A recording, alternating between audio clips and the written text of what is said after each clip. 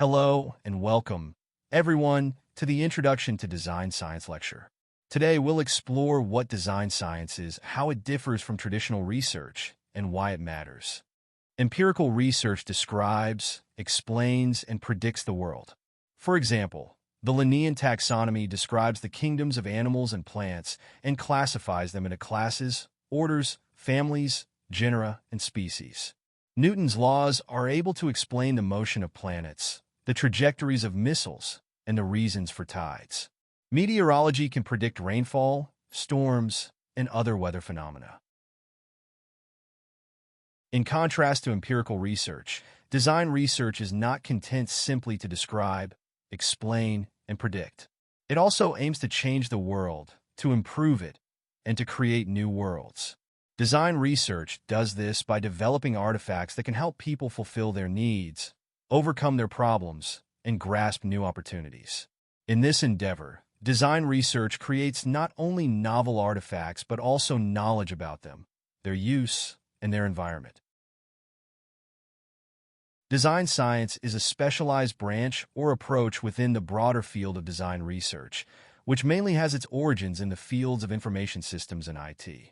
Design science in these areas aims to create novel artifacts in the form of models, methods, and systems that support people in developing, using, and maintaining IT solutions. The rest of this introduction will present and relate the concepts of people, practices, problems, and artifacts. People, practices, and problems. People's activities are not random. They are structured into practices, sets of related activities performed regularly and seen as meaningful by those involved. Practices often involve the use of both natural and man-made objects to accomplish tasks.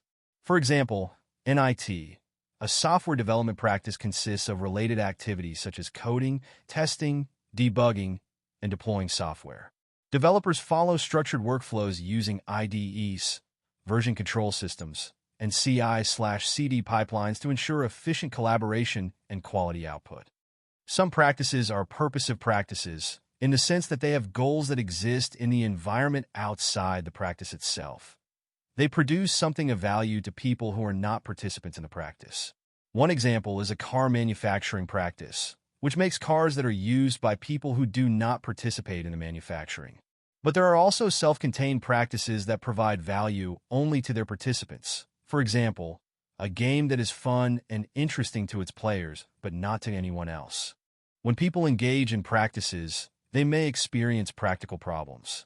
A practical problem is an undesirable state of affairs, or more precisely a gap between the current state and a desirable state as perceived by the participants in a practice. This desirable state is seen as better than the current one because it allows people to be more successful when engaging in the practice. An example of a practical problem in the practice of dentistry is that some patients find that their dental fillings fall out after a period of time. There is the current state in which some dental fillings tend to fall out, and there is a more desirable state in which dental fillings always stay put. The practical problem perceived by dentists is the gap between these two states. Many practical problems are challenging to grasp and address because they are fuzzy, unclear, and complicated. These are often called wicked problems, meaning that they are difficult or impossible to solve due to incomplete knowledge and the complex interplay between related problems. There is no definitive formulation of a wicked problem. For example, the problem of poverty can be expressed and reframed in many different ways, such as in terms of absolute or relative deprivation, access to economic or cultural wealth, or social mobility. Furthermore, there is no stopping rule that tells us when a wicked problem has been solved. In principle, any additional effort may improve on a solution to a wicked problem. Thus, a problem solver stops working on a wicked problem not because it has been solved, but due to external considerations, such as a lack of time or resources. Wicked problems can be contrasted with tame problems, which are problems that can be stated with all the information required to understand and solve them, and for which there exists clear criteria for determining whether they have been solved. Many engineering problems are tame problems, for example, designing an algorithm that sorts a list of letters alphabetically or constructing a bridge of a certain length and height. In contrast, social and practical problems are often wicked, and they need to be addressed with methods that can be quite different from those used to address tame problems. In particular, problem analysis and requirements definition are key concerns when handling wicked problems. A problem isn't always an obstacle. It can be a puzzling question or an unexpected situation that presents an opportunity for improvement. There are two types of problems. One, when the current state is unsatisfactory. For example, a toothache or flat tire. Two, when the current state seems fine, but innovations reveal room for significant improvement. For example, the invention of X-rays. Here, problem refers to both challenges and opportunities. While challenge might seem more fitting, this book uses problem and practical problem for consistency. Artifacts as solutions to problems and practices. When faced with a practical problem, people may react to it in different ways.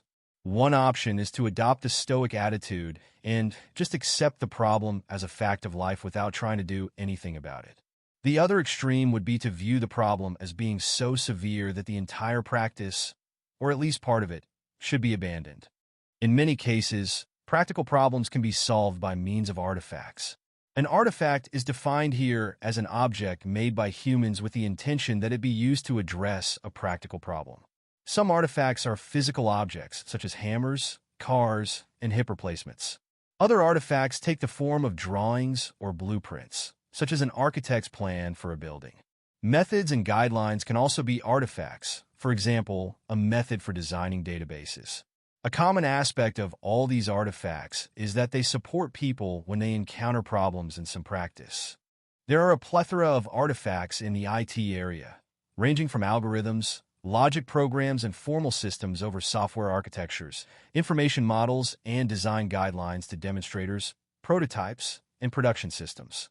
In the early years of IT, most artifacts were developed for military and business practices.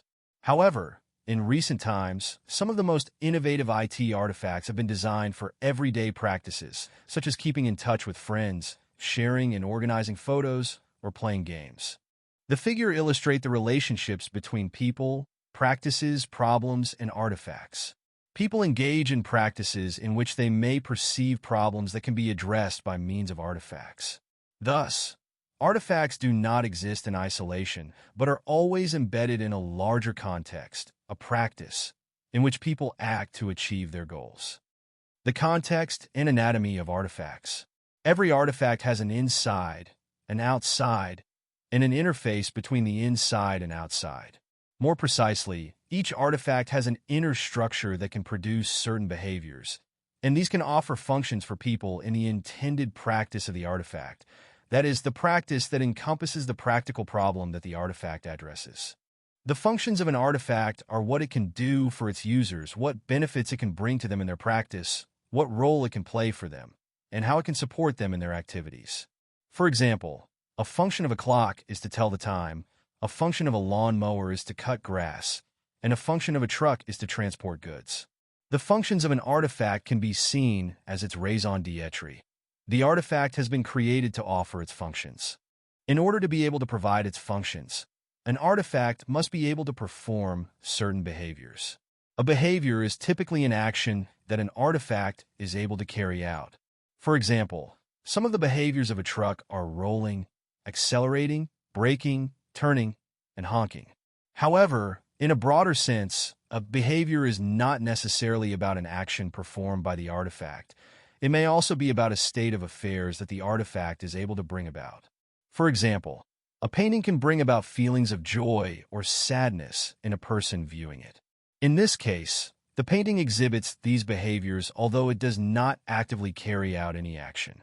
Some behaviors of an artifact are essential for its functions. For example, the above behaviors of a truck are all required for its main function, which is to transport goods.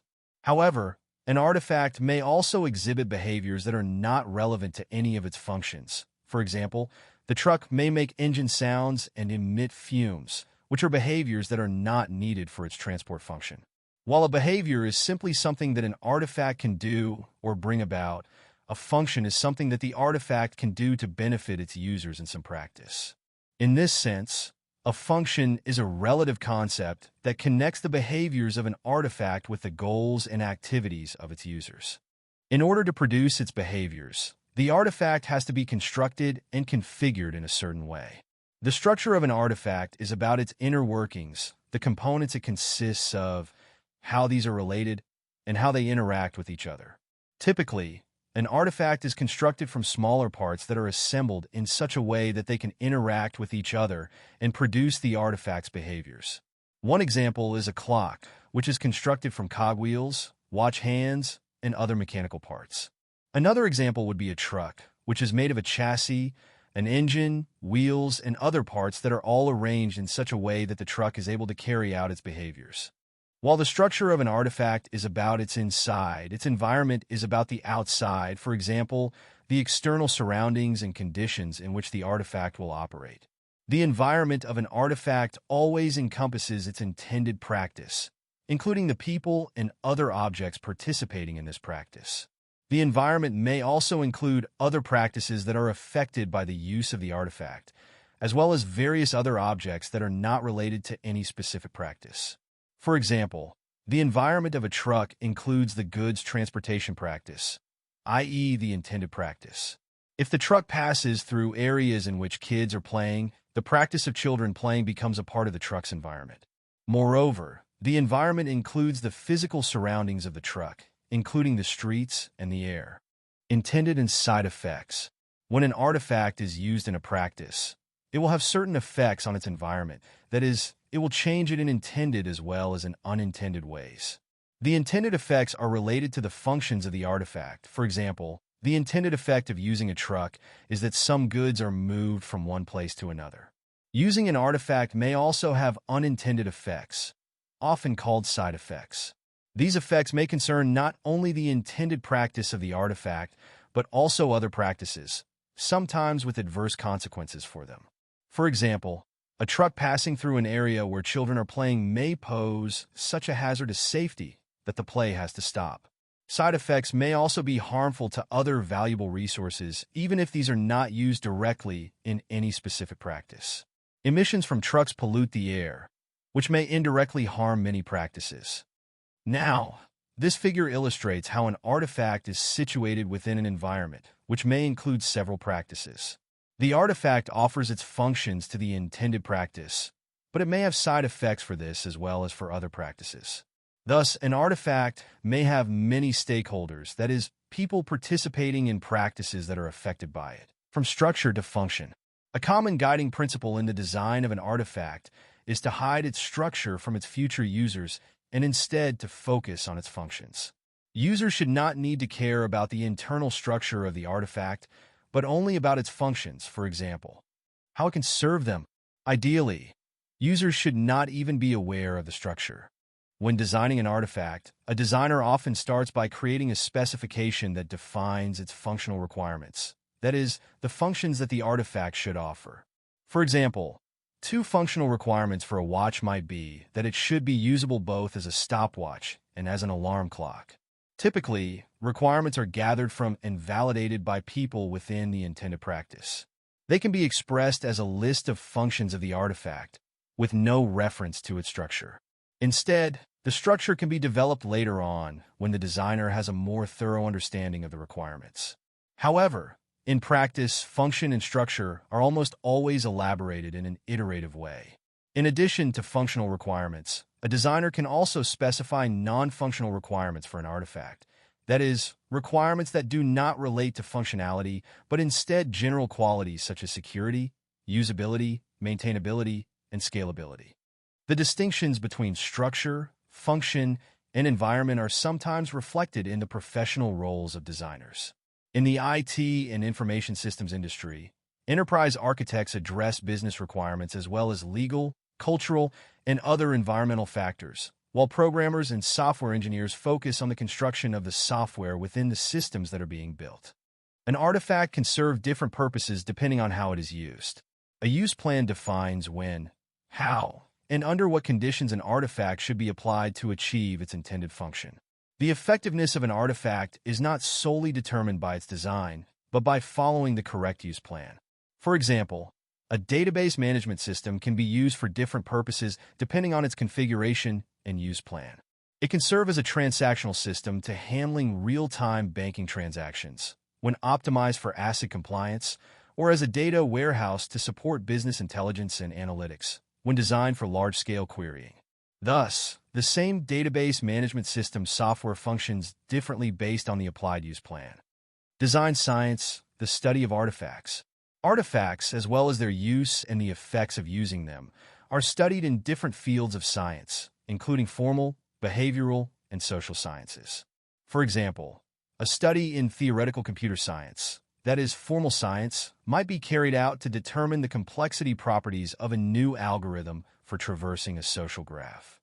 A study in psychology, that is, behavioral science, might investigate how photo sharing on social networks influences stress levels.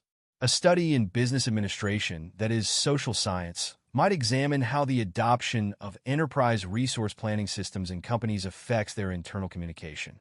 Artifacts are also studied in design science, where they are investigated as solutions to practical problems that people experience in certain practices. In design science, researchers take an intentional stance in the sense that they view an artifact as something that should support practitioners, that is, people in a practice. The researchers are not disinterested observers, but take on the role of designers who strive to create objects that are useful for practitioners. Thus, design science can tentatively be defined in the following way. Design science is the scientific study and creation of artifacts as they are developed and used by people with the goal of solving practical problems of general interest. Design science starts with identifying a problem in the world and aims to create artifacts that bring improvement. Researchers do not just analyze but actively build, test, and refine new solutions. The outcome is not only a functional artifact, but also knowledge about its impact, effectiveness, and integration within its environment. This requires defining problems, understanding stakeholder needs, and evaluating solutions, making both artifacts and their associated knowledge the core results of design science. Design science versus design. Design creates solutions for specific needs, while design science generates generalizable knowledge through artifacts. It follows rigorous research methods, builds on existing knowledge, and contributes to both practice and academia. For example, a design science approach to electronic health records, EHRs, ensures both practical relevance and scientific contribution. The project begins by analyzing healthcare needs and gathering input from stakeholders. It builds on existing health informatics knowledge to ensure validity and originality.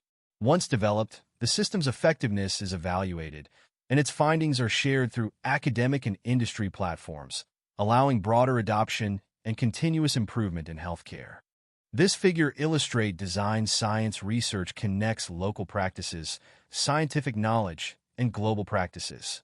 A design science project begins by addressing a specific problem within a local practice, generating empirical data and local contributions. These insights contribute to the scientific body of knowledge, ensuring that research builds upon established theories and artifacts. The validated scientific contributions are then disseminated to global practices, allowing other organizations, industries, or disciplines to apply and refine the findings. This cyclical process ensures that design science research not only solves local problems, but also advances generalizable knowledge for broader impact. Design science contributions can take different forms, depending on the novelty of the problem and the maturity of existing solutions.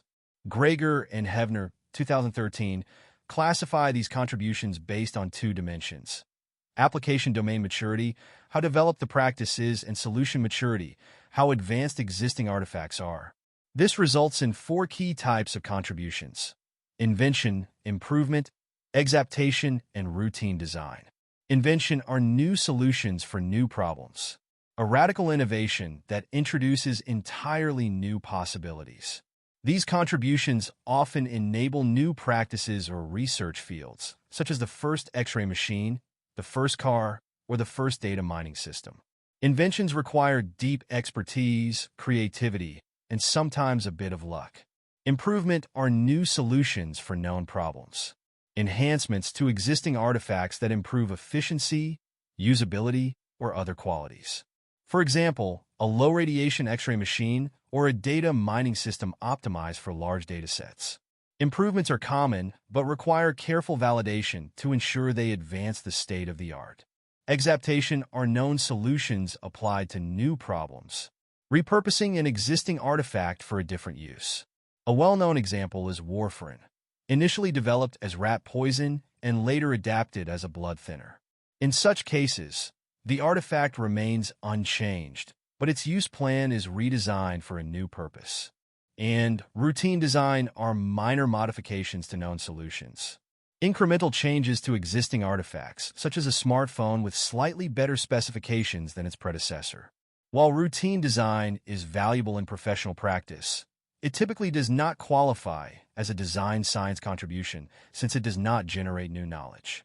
This classification highlights the spectrum of design science contributions, from groundbreaking discoveries to incremental innovations, helping researchers distinguish between novel scientific advancements and practical design iterations. Now, let's explore technical artifacts and socio-technical systems. A socio-technical system is a hybrid system that includes technical artifacts, human interactions, and the laws, rules, and norms that govern them. Unlike purely technical artifacts, such as knives or hammers, socio-technical systems evolve due to human interactions, making them more complex. Examples include an airport reception desk, which is part of the broader civil aviation system, incorporating buildings, aircraft, personnel, and regulations. A socio-technical system is a hybrid system that includes technical artifacts, human interactions, and the laws, rules, and norms that govern them. Unlike purely technical artifacts, such as knives or hammers, socio-technical systems evolve due to human interactions, making them more complex. Examples include an airport reception desk, which is part of the broader civil aviation system, incorporating buildings, aircraft, personnel, and regulations. The design of socio-technical systems presents challenges due to multiple roles and perspectives. Users, operators, and regulators have different interests, adding to system complexity. Unlike technical artifacts, which function within the laws of physics, socio-technical systems rely on rules and coordination mechanisms to govern human behavior. However, enforcing rules is difficult, as people may choose not to follow them, making the system unpredictable. Another challenge is defining system boundaries. Socio-technical systems are embedded within larger systems. For example, an airport check-in system is part of the airport system, which in turn belongs to the civil aviation network. There are no natural boundaries, so designers must decide where to draw them. Defining boundaries too narrowly may overlook critical elements, while defining them too broadly makes the design process overwhelming. In summary, socio-technical systems are harder to manage than purely technical artifacts. Their complexity often leads to wicked problems, challenges with no clear solutions. Understanding the social and organizational context is crucial in design science research to develop effective solutions. We will explore research methods for addressing these challenges in the next lecture. Now, let's summarize the key takeaways from this introduction lecture.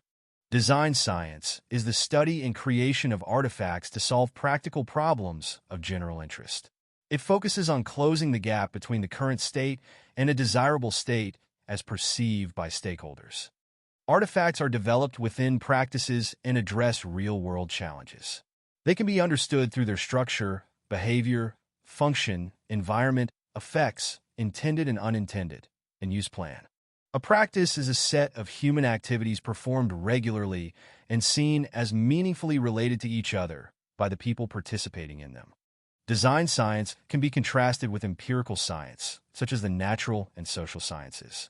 In empirical science, researchers describe, explain, and predict. In design science, researchers also design and develop artifacts such as models, methods, and systems to improve practices, thereby changing the world. The outcomes of design science research include both the artifacts themselves and the contextual knowledge about their use and impact. Understanding socio-technical systems and their environments is crucial for designing effective and sustainable solutions.